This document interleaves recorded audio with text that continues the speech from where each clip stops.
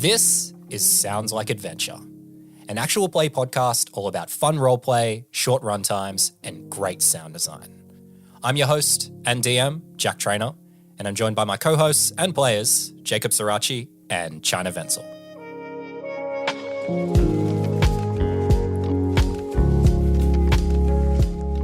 We're back! It's episode 2 of season 2 of Sounds Like Adventure. Hey, I'm your host, Jack. How you going? Thanks for joining us again for another great episode. And my gosh, we kicked off the season with a bang last week and we are not slowing down. We have another huge episode for you today. But don't forget, we're still doing our big competition over on our Instagram page. So if you'd like to play some D&D with us, head over there, check it out, get your entry in. But for today's episode, what does Mary Canary want? She showed up at the end of the last episode and despite no one else being able to remember who Otis and Seok were or that they were at the museum, how come she can? Find out in today's episode of Sounds Like Adventure.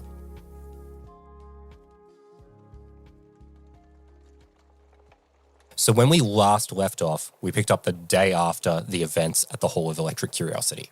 We met your guys' assistant / landlord, Double Dylan, and then surprisingly, Mary Canary arrived. So we're going to pick it up right where we left off. She's just arrived and she's just made a hell of an entrance.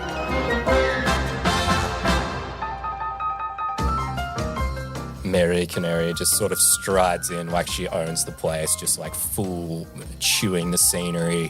She looks over towards Double Dylan and Double Dylan just like falls into line immediately. He's like presenting her drinks and like he knows what to do. He knows the scene. She says, "But I must ask you both a question, my dear boys. Why is it that no one who is at the museum can seem to remember the two of you? And why can I remember you?" Otis looks at Miss Canary and says, "Take a seat, Miss Canary. Dylan, could you give our guest a drink? I think we could ask you the same thing, Miss Canary. We've only just read the second edition and are as puzzled as you are. We were expecting someone breaking down our door much sooner than you." Seok walks over and looks at Mary Canary. He's like, "Want some tea?" She's like already holding a coffee from Double Dylan, and she's like, "Sure." And he grabs one of these large, huge mugs and fills it to the brim. Do you try to hand it to her or do you place it on the table in front of her? No, I hand it to her. She makes no move to take it from you and she just looks at the table. So it's just like, looks at the mug, looks at her, looks at the mug, and it just like shrugs and drinks the tea himself.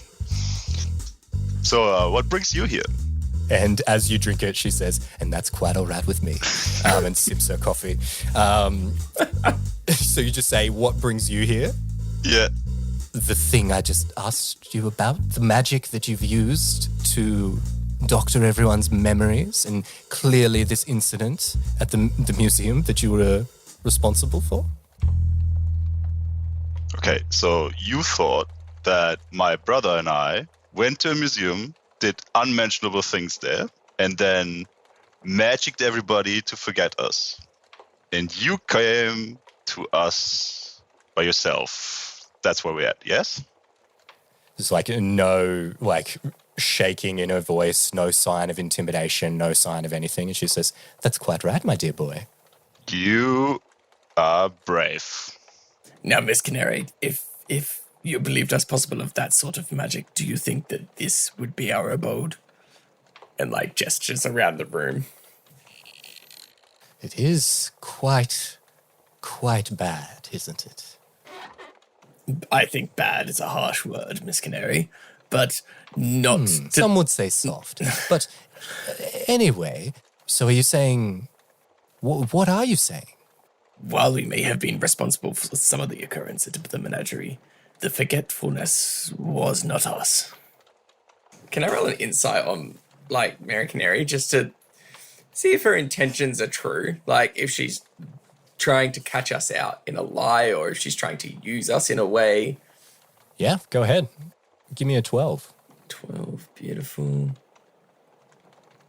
That would be a whole of a 5. That's great. Something about Mary Canary and her magnetic attraction to you makes it very hard for you to get a read on like anything in terms of her intentions, because it's constantly, everything she says is like measured with like an equal dose of her hitting on you.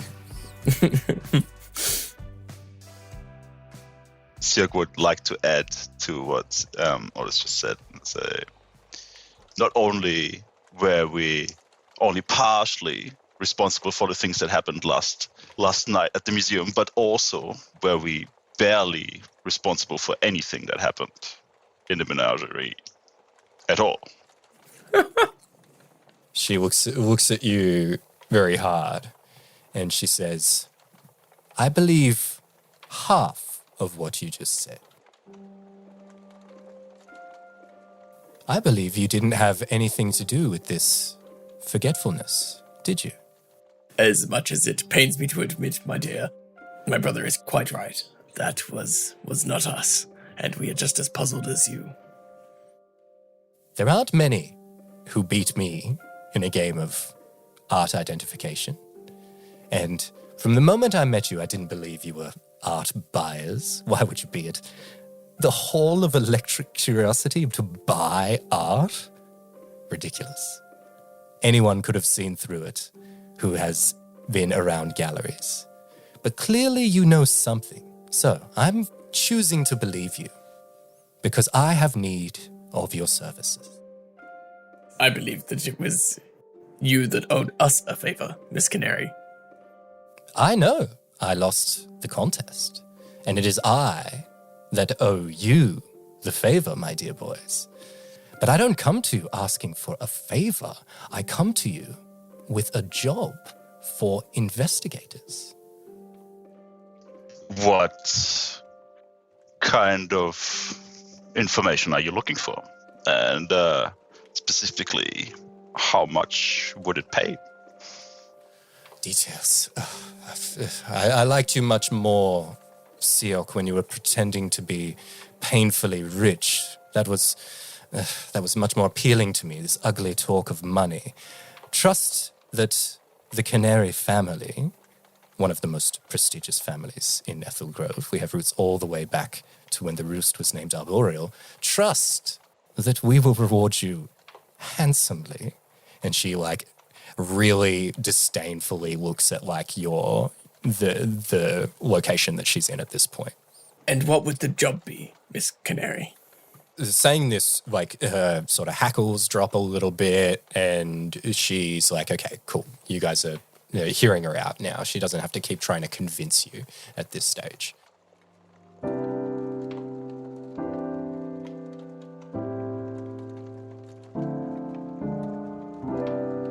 I mentioned the Canary family earlier, and as I say, one of the most prestigious families in Ethel Grove. I don't bring this up to big note myself. In fact, I've made my best to distance myself from my family. I'm a little different from the rest.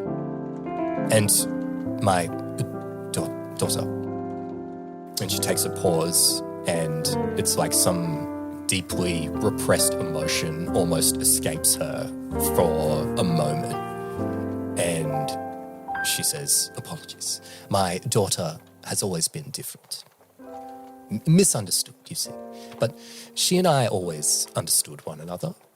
But like me in some ways, she never fit in. But not quite as good as one such as I at hiding things such as this. And you could feel the whole facade of Mary Canary, this intimidating matriarch, is falling away, and she's revealing, she's presenting a little bit of vulnerability to you for the first time. Siok says, I know the feeling of not fitting in, and I also got really good at hiding. he puts a hand on her shoulder and does a awkward tap, consoling her. She doesn't shrug it away or anything like that. She takes a moment and she says, "And she, my daughter, has left us. And I fear that she may have fallen in with a dangerous group." When you say she has left you, do you mean the family or Ethel Grove?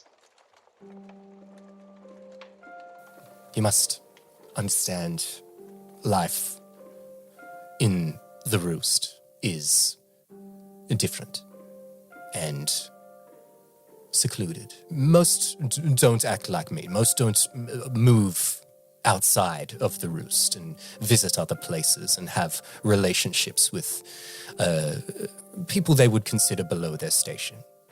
The ground dwellers, as you call it. Not as I call them. Not at all. I don't use that kind of phrase. I'm here dwelling on the ground just as you are right now. Picking up what she's putting down, he goes, "But I'm assuming that your daughter does." No. She rejects that behavior harshly. Very harshly. So she can't be with the Arboreals then. So who has she gone to?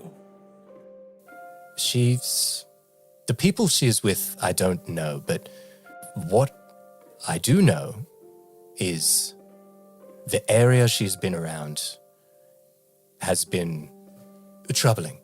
And there are rumors of danger, rumors that are too horrible to even imagine what. And she cuts herself off and doesn't continue. And then she just says, "I would ask of you, and pay handsomely for your services, to go to the wizard's nephew, right nearby the treehouse, tonight. My daughter has been seen there, and I believe tonight they are having some quaint local music festival. I'm sure you will find her there. Her love of music, her love of the drums is known. Find her and find out what she is doing. Bring her back to me." And she pauses heavily, as if considering something, and she says, "At any cost." Should we approach her and try to convince her to come with us, to come back to you? Or are you saying that we should take her if she doesn't want to? She weighs up that question heavily, it's really hard for her to answer. And she says, "I would prefer if she returned of her own choosing, but it is imperative to me that she is returned." Now, Miss Canary, I don't believe me and my brother are willing to do, as some would call a snatch and grab, on your child. But if it's information you want, it's information we can get. We can talk with her, but I don't think we'll be forcing her to do anything she does not want to do. What if she is not in her right mind? What if she is being influenced to act in a way that is contrary to her beliefs? The information I have heard is deeply, deeply troubling. It seems like there's something you haven't told us yet, but is information that would be vital for us to succeed in this endeavor. So please, share what you know. Our surroundings might be bleak, Miss Canary, but if there is one thing we are good at, it is investigative work. So if it is information you want, it is information you'll get. Great. She's quite vulnerable. You guys have made quite a convincing case. So I want you to make, Chai, can you make that persuasion check with advantage? Just try and beat a 10 here on this one. All right. Siok is actually quite persuasive. So let's see. You said this when we were at the museum as well and failed then too. This is kind of awkward, but I can save that. So I rolled a net 1 and a 4, which would be a 6 and 9. So I'm at a 9. So I'm going to roll one of my psionic dice. That's another 6, so it would be 6 plus 9. 15. She takes a heavy pause, weighing up again what she can say to you. And she says, you see, when you are a part of the highest of high society, like one such as I am, you are privy to much, much information. And the sources that have revealed to other sources and made their way back to me have reported a troubling movement forming, leveraging the wonders of the technological advances of Ethel Grove to create something horrible. And my daughter has been present as a perpetrator of these horrible things. She must be returned to me at any cost.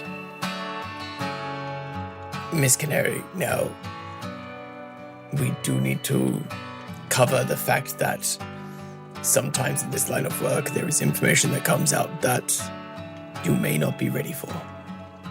What if we do find that your daughter is a culprit in these things? Then we will find a way to return her to us, and she will be dealt with by us, as is right for any member of the Canary family. You say that you distance yourself from their elitist values, but here you are trying to give preferential treatment. If it is true that she is involved with this, the treatment that she will receive will not be considered preferential. And it's like with a very heavy heart that she's saying these things. You can tell this is like crushing her to be saying this stuff. Otis gives her a nod, and he reaches one of his big hands across the table, puts his hand on hers, and says, I sympathize with you, Miss Canary. We will do what we can. If there is anything you think of, please get in touch with Mr. Dillon, and he will pass it on to us. Consider us on the case.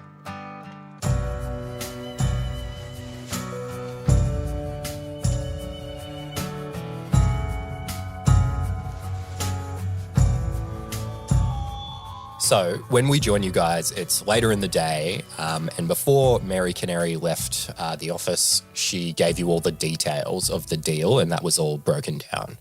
So basically, while you guys are working on this case for her, she's going to keep you on retainer. So you still have that sort of rent debt looming over your head.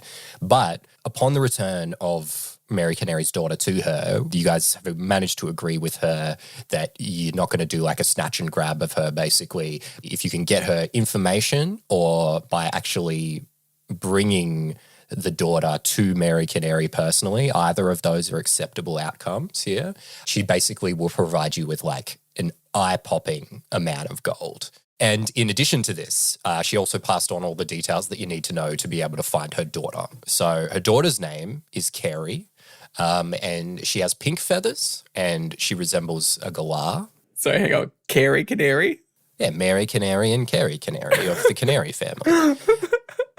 So yeah, she resembles a galah, pink feathers, and Mary Canary told you of this quaint music festival that's happening. You guys have never been there before, but Carrie is known as like an avid drummer, and it's likely that she's probably actually going to be performing at the event in some capacity.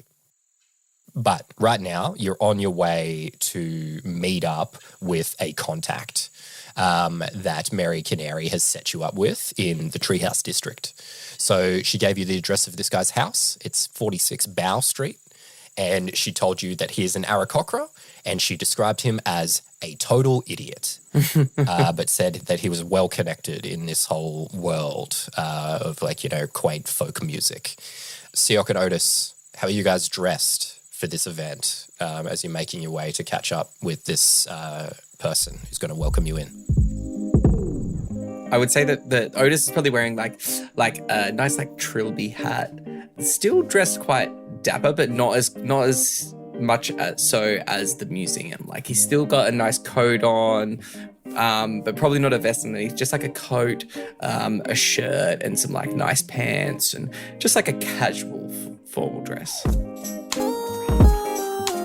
Fancy guy out at the beach by the sounds of things is the vibe I'm getting here. 100%. And what's Seok rocking? Seok, like the way Mary Canary said, it's a quaint thing. He would think like, oh yeah, that's totally something she would never go to. And then he tried to find something resembles something that Mary Canary would not touch with tongs. This costume, which is basically just leather straps. They're like strapped around, and they make like kind of like a costume with like kind of like a leather leotard thingy. Yeah, it's like he's out of Mad Max. He's about to go to a rave, like that kind of vibe by the sounds of things, it feels like. But he's also wearing like a big wide-brimmed hat with a feather. A hat as well as the leather leotard. It's a lot of accoutrements.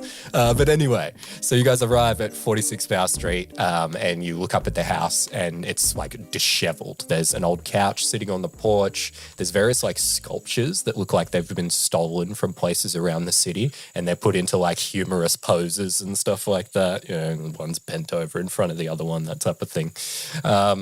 There's just empty bottles all over the place. What are you guys going to do? Can Otis out of habit, like if there's sculptures in the yard, can Otis out of habit, like see if he recognizes any of the sculptures? Yeah, sure. What could you roll for that? Give me a history. Sick. I don't know what you're trying to beat here. Let me see what you get. That'll be a 15. A 15? Yep. You look at these statues and you're like, oh, wow, geez. I can see that these weren't done by stupid Jim. My God, these look like crap. And obviously your artistic taste has developed a little bit since your encounter at the museum. Yeah, we're practically professionals now. Like we know all of it. Did we get the name of the contact? No, just said that he was here. He's an Aarakocra, and he's an idiot. All right. So we're like, Seok's gonna look around and see if he can't see like if this is 46 Bow Street. Yeah, sure. So you kind of like move around and you're looking in the yard and the yard's kind of overgrown. You go up to look at one of the statues and then you see there's like a mailbox that's like fallen over in the grass and you can see that it says 46 on it. All right. It's the right place. Otis will like, well, brother, I think you can take the lead on this one. And I'd like, and proffers his hand towards the door. As Seok winks at Otis, you just follow. And he just like struts towards the door and knocks on it. Great. So as you knock on the door, it just swings off its hinges and falls open, revealing the hallway of the house inside. So that's what quaint means. He steps through. Otis probably just stands beside and goes, I see. And follows after Seok. So inside the house, there's just like crap everywhere. It's not like disgustingly filthy, but it looks like that's because like whoever lives here isn't like home very often. Okay, so it's not like foodstuffs and things. It's more like clutter. Yeah, it's just like shoes and there's like plates stacked in the sink type of thing. And like whoever's here is either like super distracted or like just not around very often and hasn't sort of figured out where they should put stuff. Sig's just gonna call out, hello, anybody home? So you hear like a commotion from upstairs and like a very skinny brown Aarakocra falls down the stairs. It's like, ouch. And then he like hits the ground at the landing and he like rolls smoothly and he like steps up and he has this like momentary look of triumph and he's like, ha ha! And he swings his arm and takes a big step and slams his shoulder into the wall. And he's like, son of a... And he turns around and looks at you guys standing where the door should be. And he looks surprised for a second and then he goes, me bloody door! Fell off again. Who are you guys?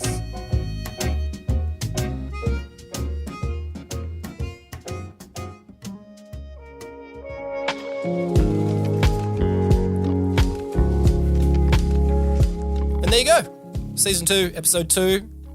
Lock it away, it's done. And what about this crazy character that Mary Canary has set the brothers up with? What could this guy possibly help them out with? Well, to find out, you'll have to stick around for the next episode. And to make sure you don't miss that next episode, head over to the app that you're listening to this in right now, subscribe, leave us a 5-star review. That'd be very much appreciated. And hey, don't forget, we're still doing our big giveaway over on our Instagram page. So if you're one of those people who's always wanted to play D&D, never had the chance, or if you just really like to play a game with us, this is your perfect chance to get to do that. So head over to @soundslike_pod on Instagram or head over to soundslike.show and get your entry in.